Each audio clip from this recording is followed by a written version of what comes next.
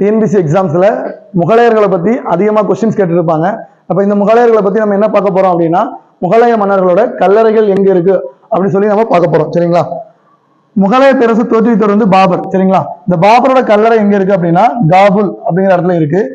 பாபருக்கு அடுத்து யார் வருவா அப்படின்னா பாபருடைய பையன் ஹுமாயூன் வருவான். இந்த ஹுமாயூனோட கல்லறை எங்க இருக்குன்னா டெல்லியில இருக்கு. சரிங்களா? அப்ப முகலாய பேரரசுல ஃபர்ஸ்ட் பாபர் வருவாரு, அவருடைய கல்லறை காபுல்ல இருக்கு. அப்புறம் ஹுமாயூன் வர்றாரு, அவருடைய கல்லறை டெல்லியில இருக்கு. அடுத்து என்ன நடக்கும் அப்படின்னா இந்த கேப்ல ஷெர்ஷா சூரி அப்படின்னு ஒருத்தர் வருவார். சரிங்களா? ஷெர்ஷா சூரி அப்படி சூர் வம்சத்தை தோற்றுவித்தவர் வந்து ஷெர்ஷா சூரி. இவரோட கல்லறை எங்க இருக்குன்னா சசாரம். இவர் வந்து முகலாயர் கிடையாது. சரிங்களா? இவரு 1545ல கலிஞ்சர் கோட்டை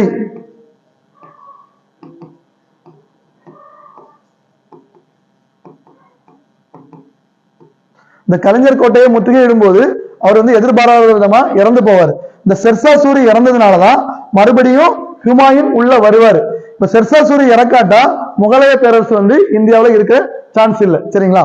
அடுத்து ஹுமாயூனுக்கு அடுத்து யார் வருவா அப்படின்னா ஹுமாயூனோட பையன் அக்பர். இந்த அக்பரோட கல்லறை எங்க இருக்குன்னா சிக்கந்தரால இருக்கு. அக்பரோட பையன் பேரு ஜஹாங்கீர். ஜஹாங்கீரோட கல்லறை எங்க இருக்கு? லாகூர். சரிங்களா? ஜஹாங்கீரோட பையன் ஷாஜகான். ஷாஜகானோட கல்லறை ஆக்ரா. ஷாஜகானோட பையன் அவுரங்கசீப். அவுரங்கசீப்போட கல்லறை எங்க இருக்கு? அவுரங்காபாத்.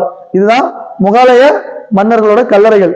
மெயினா முதல்ல முகலாய பேரரசு தோற்றுவிக்கிறது பாபர், அப்புறம் ஹுமாயூன். ஹுமாயூனுக்கு அடுத்து யார் வருவா? அவருடைய பையன் அக்பர் வருவாரு. அக்பருக்கு அப்புறம் ஜஹாங்கீர். ஜஹாங்கீருக்கு அப்புறம் ஷாஜகான். ஷாஜகானுக்கு அடுத்து அவுரங்கசீப். சரிங்களா?